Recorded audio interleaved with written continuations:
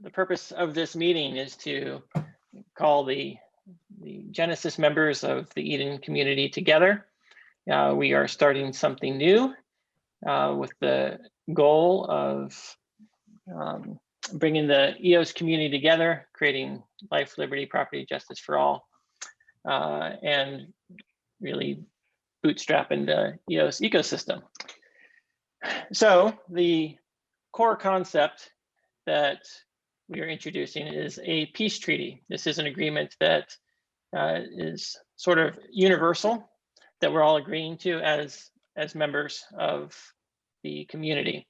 And as we add new members to the community, everyone has to agree to this peace treaty. And this peace treaty that we're going to go over here in this meeting today and then ratify is the minimal set of consensus, the things that we all agree on, the process by which all future governance is going to occur. And the purpose of the peace treaty is to elect representatives who we're going to entrust with power to execute on behalf of the community. So the peace treaty is intentionally kept very short, and it establishes the bare minimum that each new member must agree to, the process by which people are elected, and the process by which bylaws, which are additional rules that apply to members, are added or removed or changed. All of this is, we've been talking about this for a while, so you should be familiar with a lot of the premises in this process. So I'm going to read the peace treaty. It's also here in front of you. Then we're going to do a question and answer. If anyone has any questions about why it is what it is, we'll do that. And then we're going to go through and have each person introduce themselves in 30 seconds or less and indicate that you agree to the terms of the peace treaty. So without further ado, let me go through the peace treaty here. The size of an independent Eden community shall not exceed 10,000 members. Leaders shall be elected by the following process. Members will be randomly organized into groups of 12 or less. Each group must select a representative from their group with 2/3 + 1 approval. The process shall then repeat fractally by randomly grouping the representatives approved in the previous round until a single lead representative is chosen. Elections shall occur at least annually or may be triggered by a petition of 10% of the membership or according to the bylaws. The community may adopt bylaws which contain all rules, processes, regulations that are binding on anyone who wishes to remain a member. The level of representation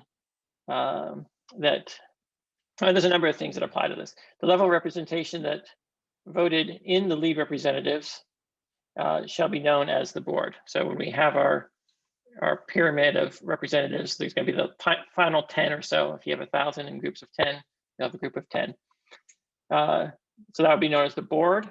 The active board can propose a set of bylaws which are indivisible. It's just an entire thing. So there's a proposed, this is what the new bylaws of the organization will be. It should be a single document. They can propose it, but it cannot be ratified until after the next election, and there's a new board in place, and the following board will ratify. This is to provide some stability to prevent somebody from getting into power that is not and rapidly changing the laws without the whole community having a chance to review the change to the bylaws and elect people who will then approve the changes. So the lead representative is basically an executive that can operate within the bylaws. So you could do that. And then the board can propose a new set of bylaws. It has to be approved by 2/3 + 1. That's sort of the Byzantine fault tolerant consensus that we're going for with everything we're doing with Eden. Bylaws may not override, change, or eliminate, or extend the process of the peace treaty. And this is a membership only organization, which means you have to be invited and that you can leave at any time and that the community can ask you to leave at any time. But the rules governing that are part of the bylaws. But the peace treaties just acknowledges that it is a invite only system. And last but not least, the peace treaty may be amended by a direct 2/3 plus vote of all members. This is to, if there's a major change that needs to occur, we can do this. This is the equivalent of a hard fork in the blockchain world. The peace treaty is the equivalent of the block size limit and the max coin limit on Bitcoin. That is the premise here. And then lastly, I'm going to go over the initial bylaws, which are very short. Is that the initial board shall consist of the people on this call and shall have the power to propose and ratify bylaws until such time as the first election occurs. So that's a special bootstrap scenarios that we will have the ability to adjust these things. And all new members, all new members must be invited by 3 existing members on video, and the new member must read and agree to the peace treaty and agree to follow community bylaws as enacted by the representative leaders. So that is, in a single page, the entire governance structure of the Eden community. And I'd like to open it up to any questions anyone may have.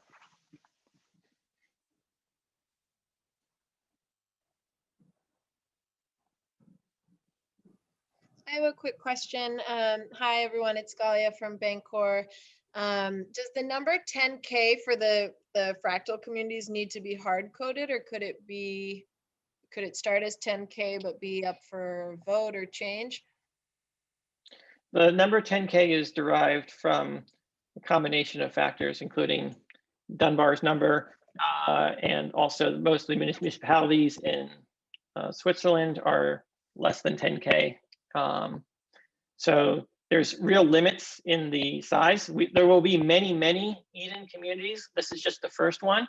And then eventually we'll have communities of communities with people specializing in China, in Germany, and so forth. So, and ultimately those communities will work together, but they will be independent, autonomous communities, all following the same process. And then, so this, you can view this as we're creating one country, and there'll be many other countries, and then we'll have a democracy of democracies as they all work together.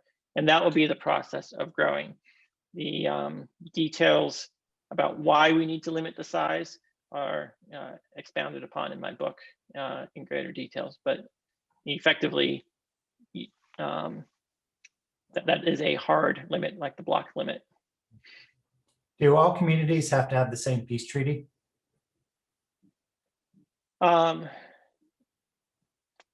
the purposes of this community is, once we have a community, then we can, as a community, decide to join a bigger community, just as us individuals are choosing to join. And since we don't all necessarily have the same internal personal governance system for our lives, different communities can have different governance systems as long as they agree to a higher level treaty of treaties. But it's beyond the scope of this group to define what the subsequent groups and higher organizations will look like. But in general, it should be fractal in nature, as in this is a community of people, then we'll have a community of communities.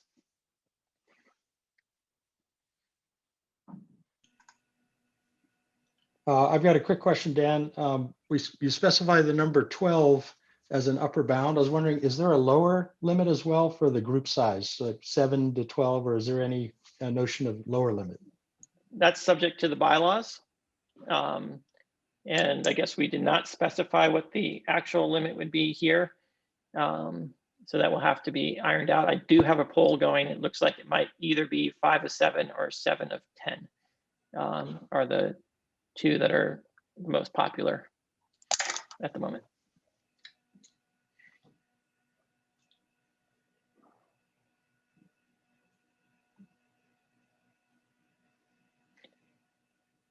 Okay. So what we're going to be doing over the course of the next couple months is this group will be responsible for inviting additional members to join Eden. And when we do that, you'll get on a Zoom call with 3 other people from this group. There is a Telegram chat that everyone here should be added to, so that you can help coordinate these calls if there's someone you would like to invite into the community. This is an unstated rule, as we didn't write it there, but the idea is that each of us should only appear in at most 15 videos with other people, so that as we grow, we don't have like one of us inviting 100 people and then just dominating the community DNA, so to speak. And once we get to 100 people in the group, which means on average, each of us will have to invite 5 people, non-overlapping, or I guess 4 people, because we have 20 now. That would get us to 100. We will do the first HiGov experiment and establish the leadership from among this group. So that's the rough agenda. Dan, do you want to mention the video, that we'll get a video out to everybody as soon as possible, and how to run one of Sure. these? All right, thank you. One of along with a couple other people that have been working full-time to organize this, we'll be inviting a couple people. We will record a video and send it out as a demonstration for anyone who's curious about what an invitation video could look like. The main point of the video is that we want to verify that the people are real. We want to know, why you're inviting them, and most importantly, that the person there is agreeing to the peace treaty here. The peace treaty is intentionally minimal because the primary goal is simply to capture make sure that the governance of Eden represents the people that are members of Eden. Now, what that means is that the people we invite are going to change the consistency of the makeup of Eden. So if we invite a bunch of people that are pro proof of work and think everything should be decided by proof of work, then that might not necessarily be aligned with the intent of code as law mindset that we have, right? So keep in mind that culture matters as you're inviting people, because the only thing this Eden process attempts to guarantee is that the consensus outcome is representative of the people, and that the people that are members of Eden have retained the ability to change the consensus without incumbents or secret power structures gaining hold of the organization. So this is really about protecting the ability of us to reach a new consensus without it becoming captured. Because the ability to affect change is what actually empowers each of us as individuals. And so if we lose that ability to make change, then that's how systems start to decay. They also decay when you have a whole new culture, like immigrate into your country without any checks or balances as well. So please be mindful that the people you are inviting believe in the process and whatnot. And if anyone here has reservations about the process or the peace treaty, then you're free to leave before we do the ratification.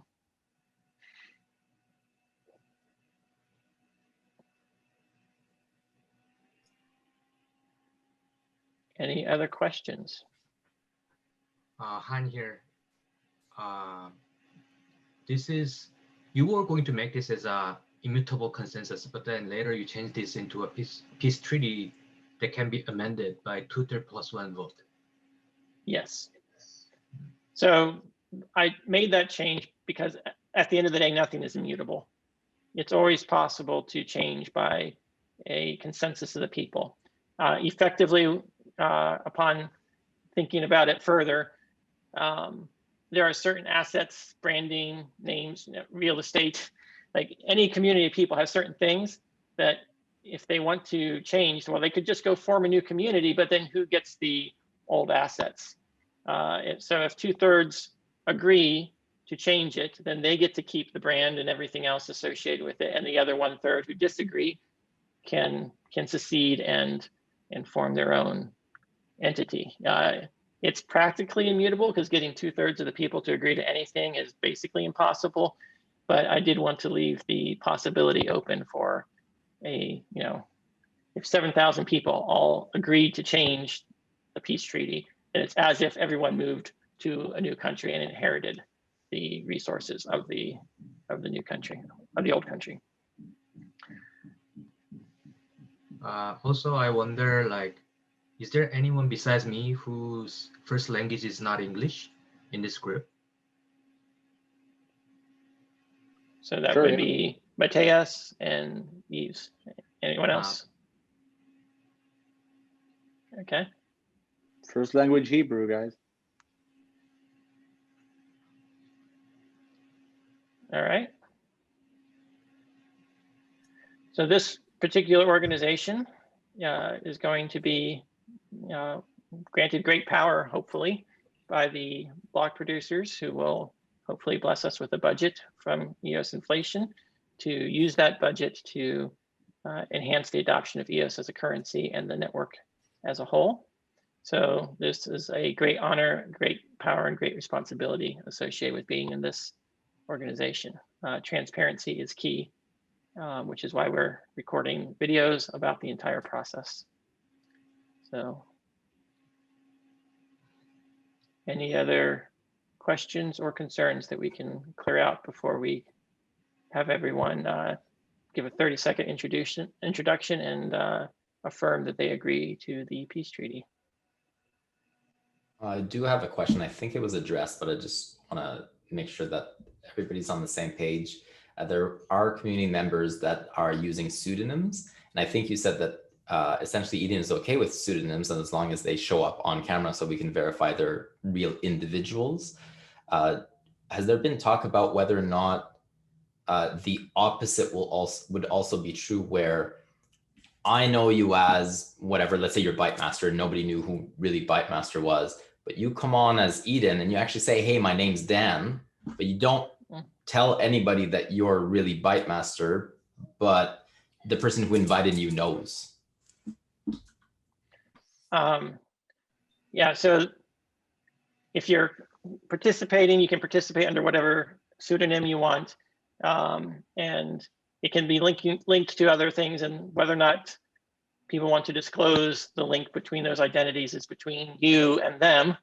Because I deny that I was Bytemaster if I was trying to keep it secret, and then it'd be up to my word versus your word. That was the case if I was trying to maintain that. Ultimately, we have to be aware that if someone's operating under a pseudonym and you're inviting them, you're taking a lot of personal responsibility, because if they don't abide by the bylaws, right? The bylaws might include things like not accepting bribes or something like that, or attending meetings, right? If they're not participating accordingly, then we're going to start asking questions. And if it's just one person, great. But if there's a pattern of inviting a whole bunch of people that are toxic, then it might actually impact your membership in the organization.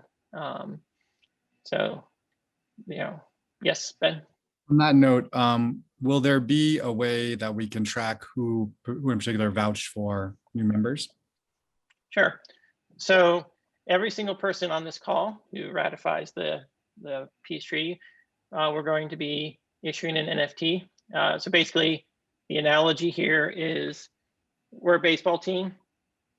When you become a member, you join the team, and we print out a baseball card with your face on it, and we issue that card to the people who were on the video call that invited you, and we auction one off to the community as a fundraising source.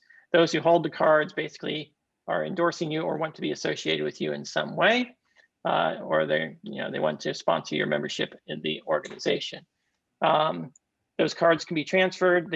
They are not, holding the card does not prove your membership. It just proves that you were a member at a certain point in time. And that card will link to the video stored on IPFS where you came into the community, which means that there will be a on-chain public record of who invited who into the community, and who's currently sponsoring it. So you might have invited someone and then decide that, you know what, I'm not going to sponsor them. I think they're going in a bad direction. You might give their card to someone else. So it can be dynamic and changing, but all those would be logged immutably on the blockchain. We are building smart contracts to automate much of this. One of the principles, though, is this is first and foremost a community of people, and we have to agree on the process. As long as we can reach consensus, the blockchain is just a tool for reaching consensus. And we will implement as much as we can on chain as time for development and tooling exists. But video conferences and making it work for the people is the primary purpose of the community. Just a secondary follow-up question there. Yep. We call that process sponsorship then, of bringing people in, or?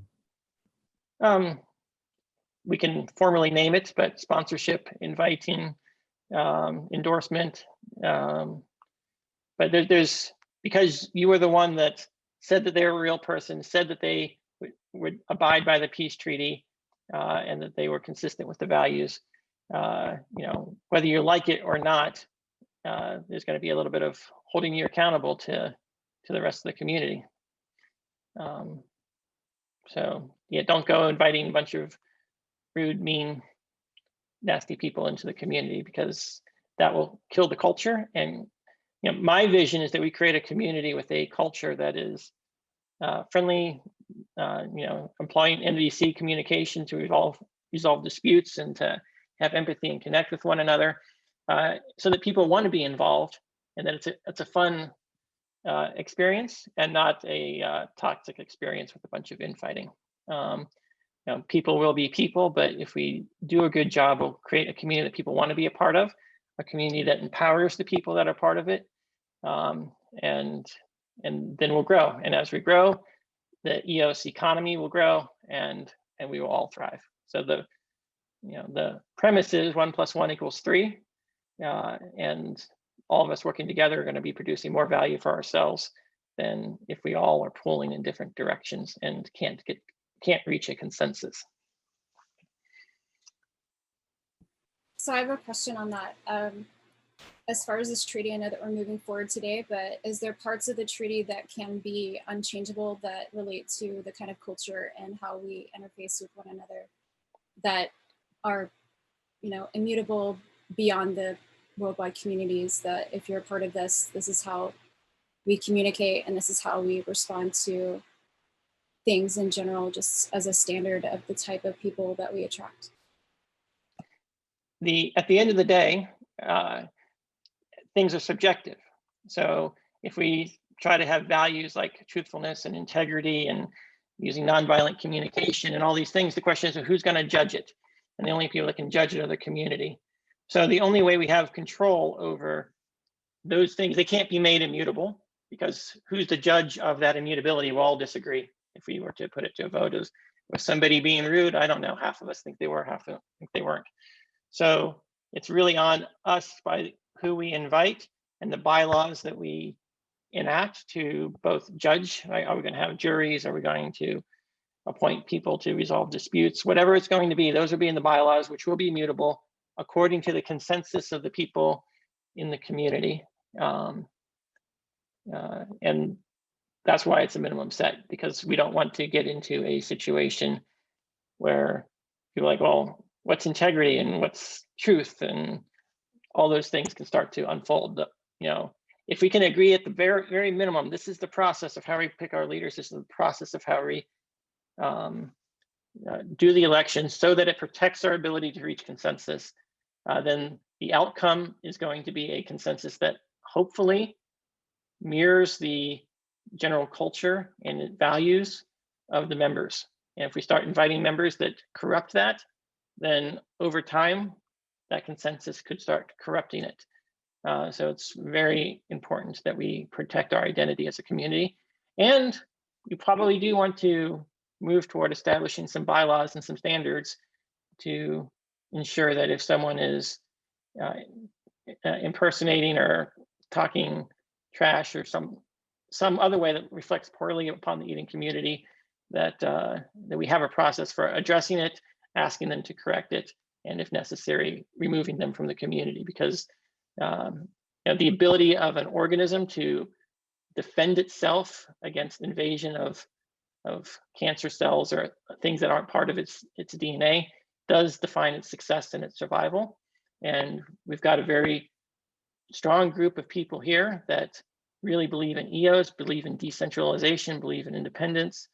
And a lot of people here are trusted with people's keys and monies and wallets and block production. There's a lot of trust in this room. As we grow, we want to make sure that we maintain that trust and that we build a reputation. Because every single person here, once you have your NFT out there and you're representing the community, the rest of the crypto world is going to start to notice, oh, you're in the eating community and you're doing what now? And that starts to reflect badly on the whole. And if we want people to join, we want to say, well, I really want to be part of it. Each one of us is an example, and the people we invite also reflect on the community. So that's just the nature of things.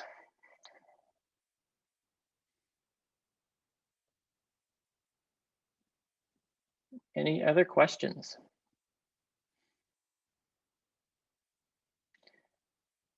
All right, if there no goes Dominic, you about to say? I just want to mention, do you want to mention the just a quick, like, trying to get to the 130 days? And we'll send out more roadmap, but just so everybody kind of has an idea. I believe I identified that earlier, but yeah, we do have a goal to get to 100 people in the next 30 days or so. And that's going to require a lot of us to do a lot of proactive inviting, Zoom meetings, recordings. And I've got a team that's going to be manually trying to pump out these NFTs for all those members. The reason I want to get to that 100 is so we can actually do a dry run of HiGov. We can test it on Zoom. We can work out all the kinks, and we can establish, I guess, a bit of delegated authority of members in the community so that we can start acting in a more coordinated manner instead of a very flat organization or with, I guess, an implied authority structure or influence structure. But getting to a point where there's a little bit more structure in 100 days is, sorry, in the next 30 days is the goal. I did set the goal of 1,000 members by July 4th. And I'd like to get as close to that as possible, but if July 4th is the Independence Day, the day that we elect the people that would be awarded the first budget from the EOSIO RAM-FI account, the more people that are involved in that process, the more legitimate the process is, the more decentralized the funding will be. So that is a goal. It's an ambitious goal, but crypto doesn't stand still, and that's why we are moving quickly. We're not going to allow perfection or elegance or all those things to get in the way of getting stuff done. And that's why we're here on this call getting stuff done.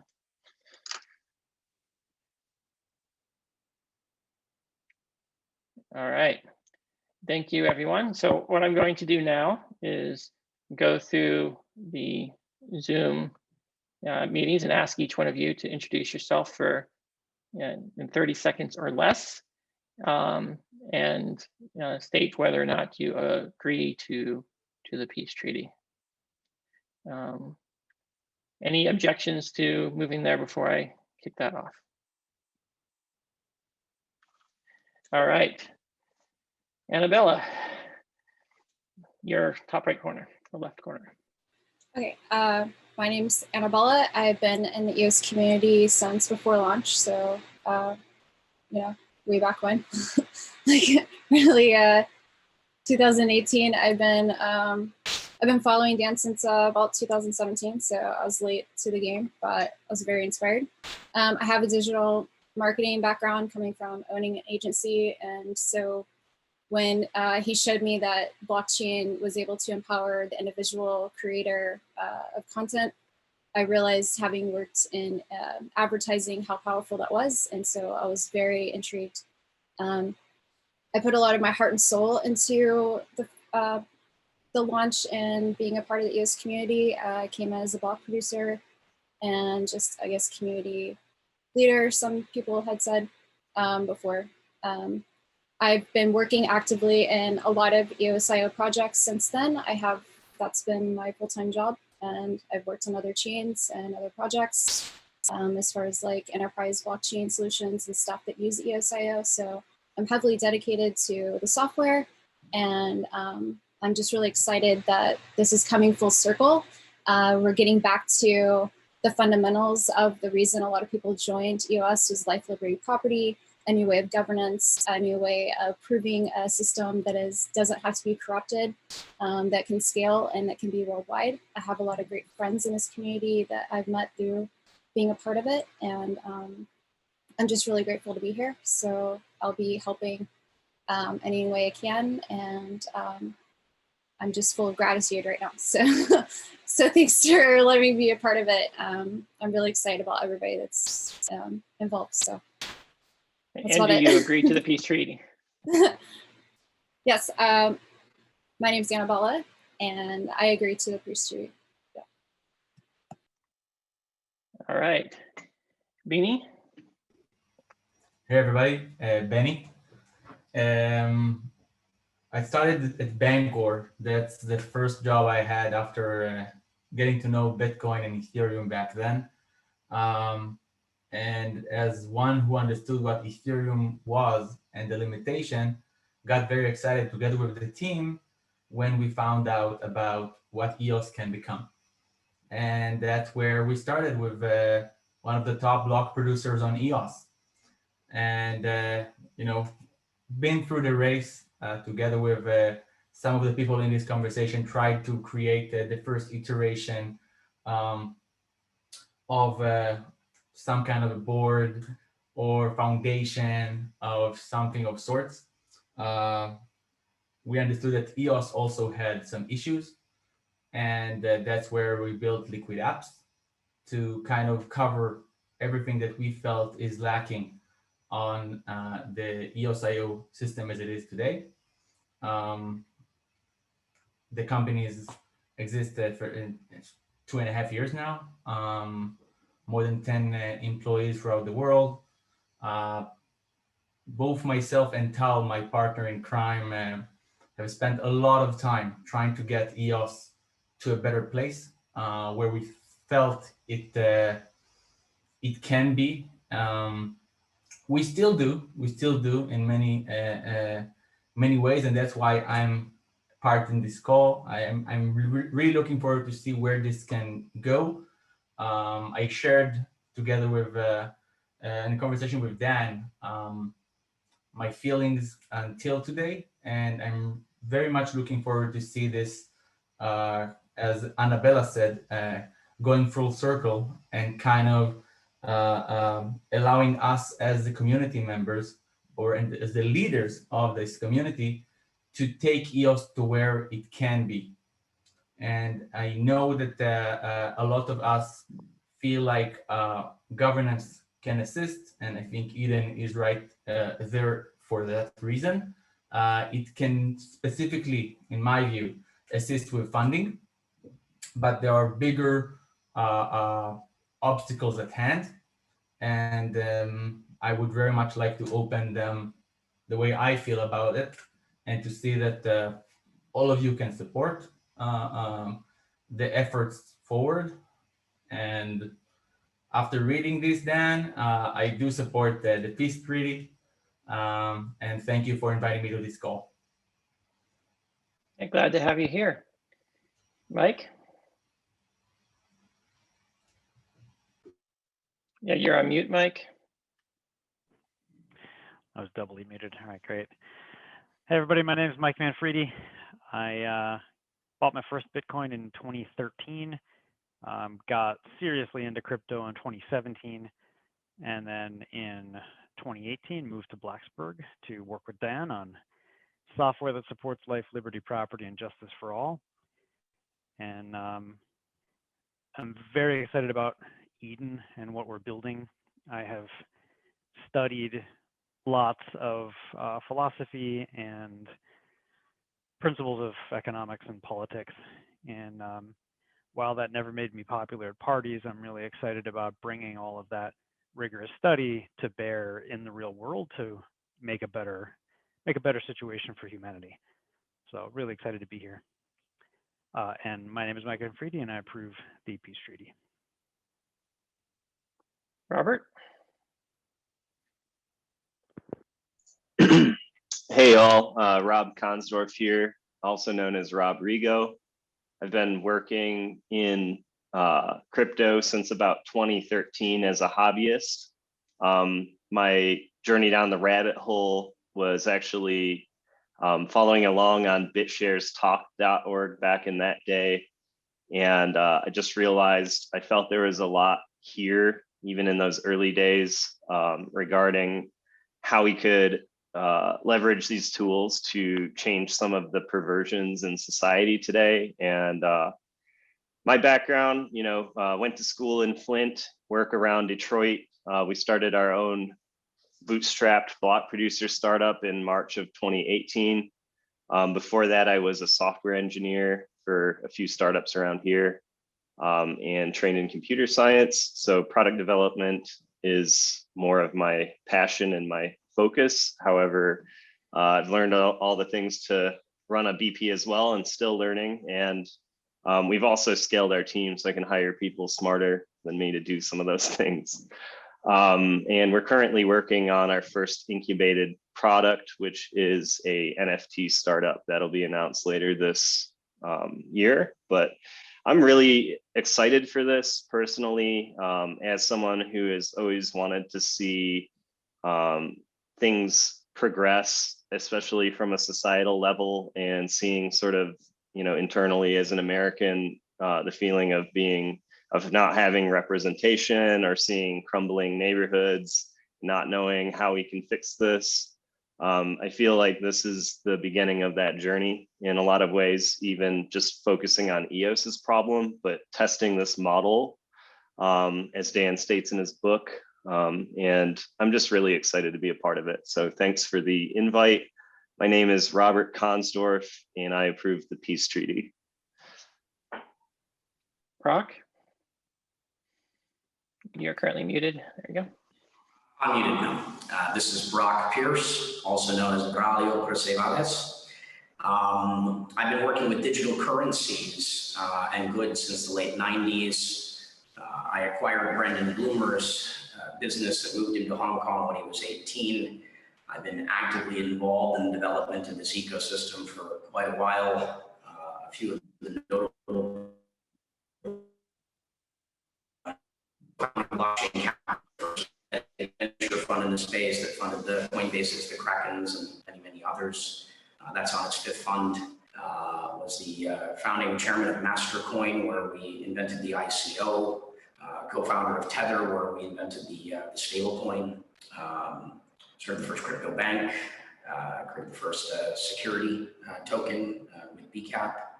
And I've been involved with bringing Brendan into the business over the years that led to the creation of Block One. And I am so honored and grateful to be here with each of you as we turn a new page, enter a new chapter in the birthing of Eden. And I'm just, when all hope was lost, it's never lost. And here we are. And again, I'm Brock Perce, and I agree to this peace treaty. Thank you, Brock. Ben?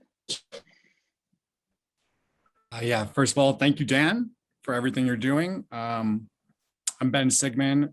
I am a lifelong technologist. In high school, I was building circuits and things in BASIC and Visual Basic, and I've been working in technology basically my whole life. I was, I got into Bitcoin in 2012, actually, when I started mining small fractions of Bitcoin and Litecoin on my laptop. And since then, it's just been an amazing journey that led me to EOS right before the mainnet launch. where I was involved in a bunch of different things behind the scenes and also writing articles and scripts and contributing to Codebase to help get block producers onboarded and then coordinating the launch of the mainnet.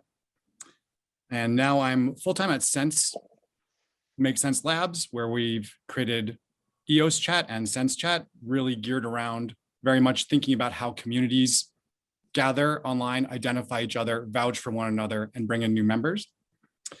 And I'm just very excited about the potential of Eden because, as Dan says, the means must justify the means, not the ends.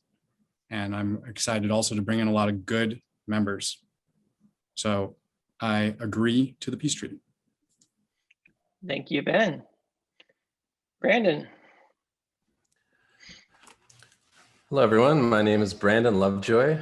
I first got involved in the blockchain cryptocurrency space with Dan's first project, which was then ProtoShares, became BitShares, and similar to Rob Rigo, was deep down the rabbit hole with BitShares Talk forums, where I got my crypto education and dove into all sorts of economic and philosophical discussions. My background is in film and video production, audio production, bunch of other stuff. I'm a bit of a generalist, so kind of all over the place. I call myself a geek by osmosis. I've been messing around with Linux since I was a young person, but you wouldn't want me in charge of any critical infrastructure. Yeah, really inspired by this whole process of Eden. I read Dan's book and I was very moved to be a part of making sure that this technology or this consensus process was available to the entire world, not just crypto. I've spent the last several years, I was an early member of EOS Detroit, where I ended up being the director of communications. And since then, I've really just been trying to articulate the ways in which we can use blockchain technology to serve humanity and to serve all people, as opposed to just having technology for big gains or technology's sake. So written a series on voice, and I've written and contributed on Steemit and Hive as well over the years. And yeah, I think that about sums it up. So very excited to be here and honored to be among such esteemed company. And I agree to this peace treaty. Thank you, Brandon. Ray, you're up. Let me unmute myself. There we go. Yeah, my name's Ray Shilling. Yes, that is a noun, not a verb. I don't shill anything, and that is my real name, which has been a little bit unfortunate in the blockchain space. So I go by Ray S now on there because I don't want anybody to think that I'm doing anything nefarious. Anyway, so let's see, really quick summary. Engineering by training, UC Berkeley. I got out with a master's, went through a number of different startups actually, did a series of startups in software and one in hardware. In about 2009, got into the renewable energy space and also sustainable transport, so electric vehicles. Working there for about 5-6 years. 2017, we naturally got into the energy blockchain. So I worked at the joining of energy and blockchain. And so in 2017, I was working on Ethereum blockchain projects for energy. And then we realized very quickly that there were going to be some limitations. You cannot make small transactions in the IoT space. We need high TPS, we need high performance. And found EOS very quickly after that, saw Dan's talk. Thank you, Dan, for that in Virginia. And found myself nodding to everything you were saying. And so I said, wow, I got to check this out. Went to EOS and I've never looked back. Now just started up in 2018. I did the Energios offering, which was a way to try to introduce the concept to the market. It was a little early back then, so trying again now. Here we are in 2021, going to be sort of rekindling that possibly later this year. Very proud and honored to be part of this group. And thank you to everybody for having me. And again, my name is Ray Shilling, and I approve this peace treaty, and I agree to it. All right, thank you, Ray. Crystal. Hi, everyone. I'm Crystal Rose, and I'm here with my chestahedron and decatria. I am the founder of Make Sense Labs, and I have been working with Ben since the genesis block of the EOS network, and even before when we were preparing. And I'm very grateful that Ben joined the team because he's been leading the development of our products as we evolve through this space. I've also been a technologist my whole life, and we've been working through different blockchain technologies, and I was so excited that the EOS network was launching to solve a lot of our problems. Ben also helped to launch what we called ERC20 to EOS 21 teleport system, which was an open source way for people to move their tokens or their ICOs off of Ethereum onto the EOS network. And we have been around the world joining different groups and block producers. I ran the Shios block producer with 10 women total in the space, and got to meet a lot of you and a lot of other really amazing, incredible people who have been working diligently to keep improving this blockchain. I'm very happy that we have found a new beginning. And so I'm very excited to be a part of it. I'm really happy to contribute. And we're looking forward to V3 of Sense Chat. We've had an evolution from EOS Chat to Sense Chat, and now we are in complete alignment with the thinking around governance. Vouching has been our model all along, and I'm just excited to see this experiment be the one that really, really works. I am a huge fan of Dan's work, and I'm really happy that I get to be involved. So thank you so much for including me with this founding group. You can find me on Sense Chat at Crystal. I'm really happy to have conversations there so that it's private. And also on Telegram, you'll see me in the group. I'm on all of the tools just because I think we won't be able to ditch traditional social media anytime soon, but it's great that we are sort of paving the way for the evolved future. So again, my name is Crystal Rose Pierce, and I agree to the peace treaty. Hahn? You're muted. Sorry. Hello, everyone. My name is Hahn Ryu, like a Street Fighter Ryu.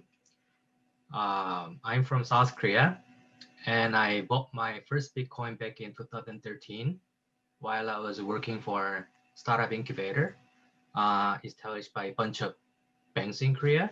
And then the first company that I invested in was Korea's first crypto exchange called Corbett. That's when I bought some Bitcoin. But then I didn't realize its potential, and I sold everything in early 2017 at 2000. So I felt so happy. And that year I went to Burning Man with the money that I sold Bitcoin. And then that's when I realized that Bitcoin has this potential to change everything.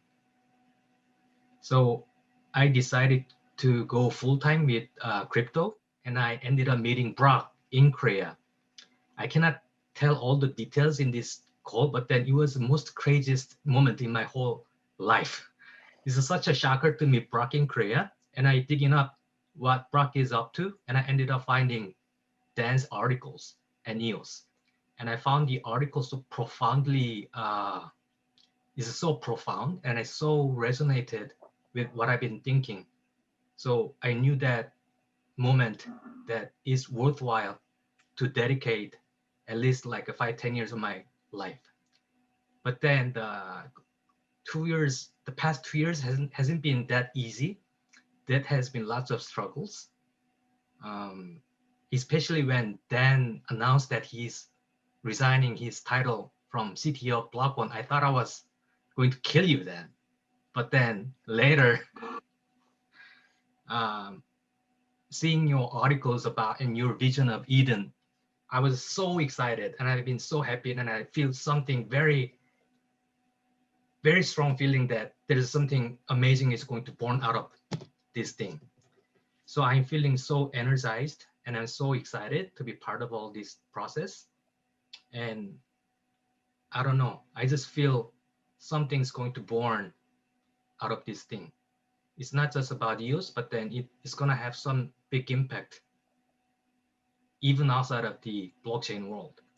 Especially when my long-term goal out of EOS is actually building a chartered city, self-sustainable chartered city in my hometown, where my family lineage is from. So I was planning to build a cannabis farm because I thought it was going to generate lots of money to sustain local economy. So I'm working on that, and actually the city is just become a regulation-free zone, and I'm building a supply chain management system on EOS.io. And then I think we're gonna build deploy a local currency. We are thinking about to launch a local currency also. So there's a lot of dots to connect with EOS and the democratic governance model that we are applying here. So I'm so excited. And my name is Hahn Ryu again, and I approved this peace treaty. Thank you. Thank you very much. Todd. I'm Todd Fleming. I'm a computer engineer, and I love exploring and developing new technologies. And Block One just happened to open up in the area where I live. So I joined Block One as an engineer there, eventually became a lead engineer working on EOS.io and other projects. And now I'm with Dan again, also as a lead engineer. And I'm really excited about where this will go and where Clarion will go. So I'm Todd Fleming, and I approve this peace treaty. Thank you, Todd. Zach, you're up. All right, so I'm Zack Gall. I've been part of the EOS community since 2017. I used to work as a project analyst for a company called ICO Alert, and at that time, we're getting dozens of ICOs in every day. My job was to kind of filter research and collect a bunch of data points on them. We also spun up some content we were doing for web content as part of our marketing arm.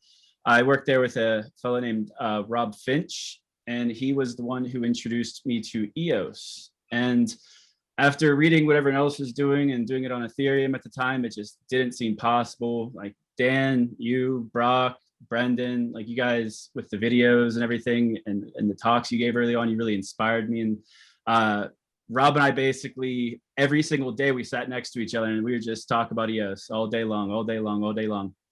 And then March 2018, I believe, February 2018, Rob came back from the first ever block producer meetup that EOS New York hosted. They were the first block producer to announce. When Rob came back, he said, Zach, do you want to do a podcast about EOS?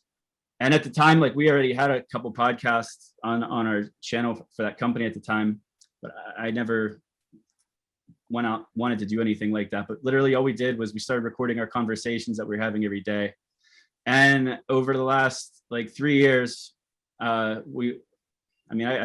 skipped over a few things, but EOS was magical at one time. At one time, EOS was super magical. I think everyone in this room was there for it. And I don't think any of us would be here anymore if you didn't remember the spark that everyone had in like 2017, 18 and going into 19. But sometime late to like halfway, like after B1 June, it seemed like things just kind of fell off. Things got dark. EOS kind of lost its way, lost its narrative.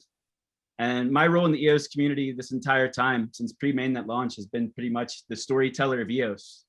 My job is to communicate with the community, to filter out all of the noise, and it was at certain points there was just so much to keep up on that like it was almost like my duty to give it to everyone. What I thought was important, I shared. But I'd say over the last year, it's been hard. I think everyone could agree it was kind of directionless, dark. But people like Yves on this call, he helped me get it through. Also Beni with Liquid Apps. So the fact that I was employed by Liquid Apps meant that I could put food on my table while still being a full participant in EOS full time, doing what I love, while also building interoperability and scalability solutions for EOS. And I mean, I've met almost every one of you guys on this call. Some of my best friends I met through EOS. Literally, I probably have about 5 different private group chats with just my closest friends, and they're all online friends, and they're all people I've met at EOS hackathons, EOS events. So whenever Dan, I agree with Hahn, when Dan resigned from Block One, it's like, man, this has already been kind of hard. Now, like, what's left? And then out of nowhere, like a phoenix rising, he just shows up in the community, and all of a sudden it's like seriously like a 360 to 180, whatever we want to call it, just a total shift. And the magic, it's almost like right now in the last month and a half, I'd say, the magic that I remember from 2017, 2018, all the way leading up to B1 June, it's like you could feel it again, because really everyone always just wants hope. They want something to look forward to. They want something to work for, and they want to be part of something. And for a while, EOS was directionless. We're like, what is EOS? Like, what are we trying to do here? And a lot of it was like lack of funding, a lot of BPs just barely not being able to do it full time. But I feel like we're about to turn a corner between Eden and the first political playoff, and how it's going to empower over 100 people with a lot of ability to change things in a way that people have talked about for years but never were able to necessarily. And then on top of that, at the same time, maybe a month or two later after the political playoff, we'll have the grant portal that Yves La Rose and EOS Nation are currently building. So between those two things, I think the incentives are about to be aligned here. We're about to see a lot of shit getting built again. I think as one of the community manager and the partnership leader of Liquid Apps, trying to work with projects building on EOS and EOS.io, it's been hard. It's slowed down. It slowed down a lot. Projects went to where the money is. They went to Polkadot. They went back to Ethereum. But now I think we're going to start seeing projects coming back to EOS, and I think we're going to start seeing a lot of innovation. And I think out of Eden and everything that all of the people that are going to win in the first tier, and then also with the Gitcoin-like portal, there's going to be so many stories to tell. And that's my part I'm looking forward to the most, is shaping the narrative of EOS. And each person who makes it through one round of the political playoffs is going to be someone that we're able to follow. And I have a platform that I will allow people to follow them through. And I just can't wait to tell these stories. And I'm blessed to be with all of you. I think I've met almost every one of you in real life at some point at one of the EOS events. And once again, I am Zack Gall, and I approve this peace treaty. Thank you very much, Zack. I'd like to remind everyone this is supposed to be a 30-second introduction. I know, sorry about that. I know that we are, it's really good, and we're all enjoying everyone's stories, but thank you very much. Domenic. Hello, everyone. My name's Domenic Thomas. Just quickly, my introduction to cryptocurrency was 2010. I was learning how to build computers because my father's a crazy gamer in like his 60s, and he had a broken machine, and I'd never done it before. And then I ran across these gaming groups, and they were, talking about Bitcoin. And the first thing I saw was the social experiment, more so than the financial revolution. I mined for a while, didn't hold them as most people's story, but then I had a career in medicine, decided that I really wanted to be involved in technology. I wanted to have a bigger impact, and I wanted a little more freedom than having to be tied to a clinic. So I came over to EOS. I came over to blockchain, was with one startup for 6 months as a COO, and then started up Werbly. And that's how I got involved with EOS. We were the, first announced sister chain, or one of, I guess, us and Wax. And I really felt that there was going to need to be some identity solution for financial inclusion, so that we could bring some global fintech, which a lot of people are doing now, which is great. Warbly became UX Network, and so I do help them out some, but I don't have a direct role anymore. That's handled by a VC and investment bank. So I came across Eden, and with an undergrad in poli-sci, and just Dan's core values and vision, I'm ready. I'm ready for the revolution. I'm working full time right now. I'll figure it out, and I really hope that we can take this experiment really, really far. I appreciate everyone here. Thank you for having me, and I approve the peace treaty. Yves? Hello, my name is Yves La Rose. I am French, Canadian, and First Nations. And that really drives why I'm here. As a First Nation in Canada, I'm a child of the state. I do not have my own identity. I essentially belong to the government. So that kind of led me to Bitcoin decentralization. I started building my first computer when I was 6. I got into Bitcoin in 2010 while I was living in Asia and Japan, lived there for a period of time. Fast forward, EOS, block producer. We've been producing on multiple EOS.io chains, including the mainnet. We, as EOS Nation, are in a way the last remaining block producer from at least anybody on this call in the ranks. And we've been essentially holding down the fort for a moment like this to come about. So we never stopped that. We never stopped fighting. We tried to reignite the magic on multiple occasions, literally. And it did not necessarily work out until the stars aligned once more. And here we are today. So we're, as a block producer, obviously in a position to be able to help affect change for the good for Eden OS more specifically, and looking forward to how we can support, which we already have, but more so, more directly, more tangibly over the next little while, essentially bridge the gap between, or bridge the East and the West, which has been something that is part of our reality within EOS. So that is one role that we intend on fulfilling and helping out with. And to keep it short, I'm Yves La Rose, and I endorse, support, and approve the peace treaty. Thank you very much. Galia? Hey everyone, this is Galia Benartzi. I am based in Tel Aviv. I'm one of the co-founders of Bancor Protocol, along with Eyal Herzog, who was trying to get it into the Zoom link. I think he's listening to us here. I hope that's okay, Dan. We were with you today when you sent the invite. Bancor Protocol was founded in 2016. We launched our token in 2017, just a week before the EOS mainnet launch. So we see ourselves as kind of sibling tokens, if you will. That was a crazy time. Bancor was founded in order to allow for the multi-currency world that I think many of us believe in and are heading towards. It was at the time the only way to achieve truly decentralized liquidity from any coin to any coin.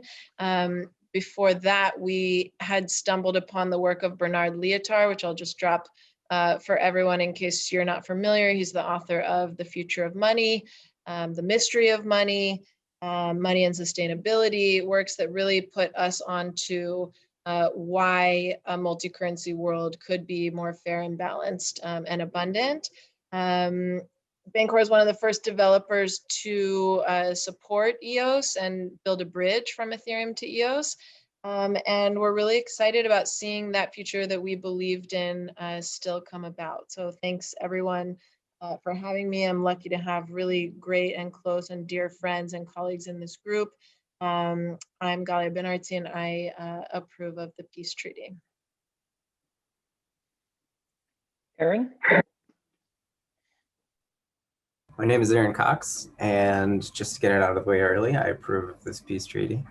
I am a longtime software developer. I came out of the gaming industry. I focused on content and community platforms. And so with blockchains being large community platforms, it immediately kind of drew me in. Crypto in general, I started in 2011-ish, and like the story you keep hearing, you didn't hold on to it throughout that time, but I got involved in governance in Steam in 2016 and kind of migrated over to EOS at the launch, just because it became a more generalized platform for other community type stuff.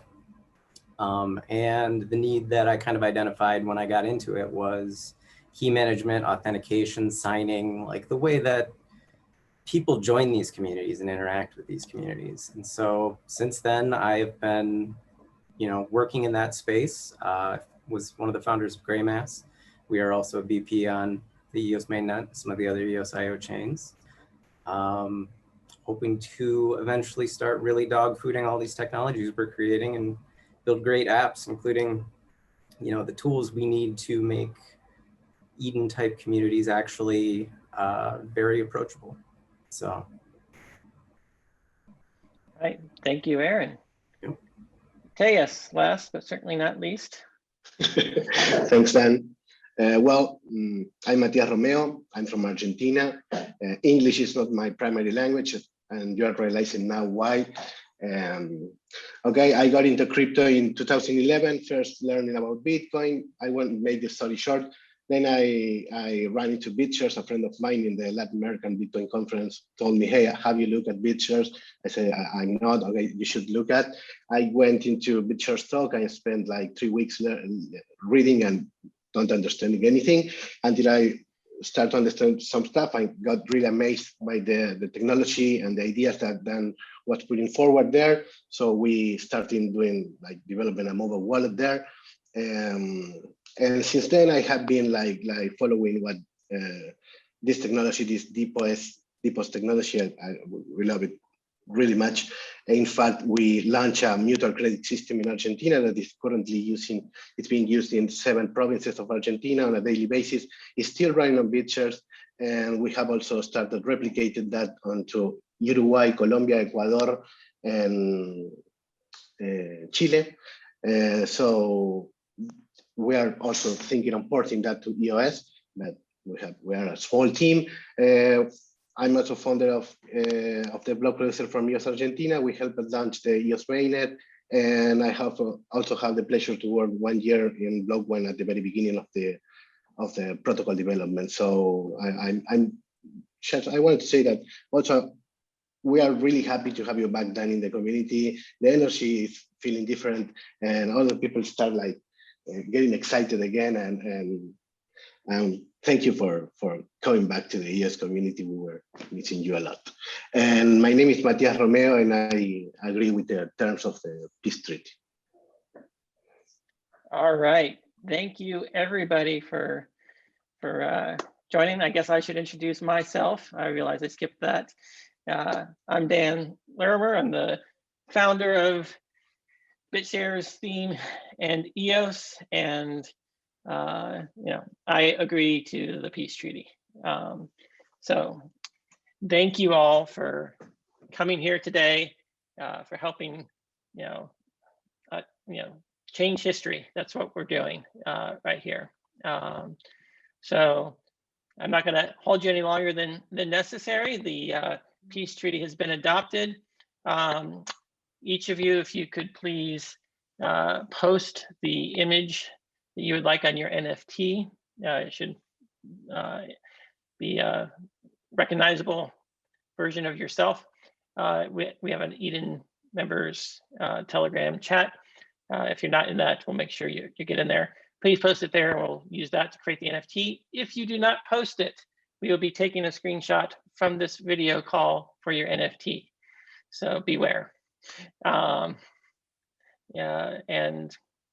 thank you guys so much, and let's get this party started.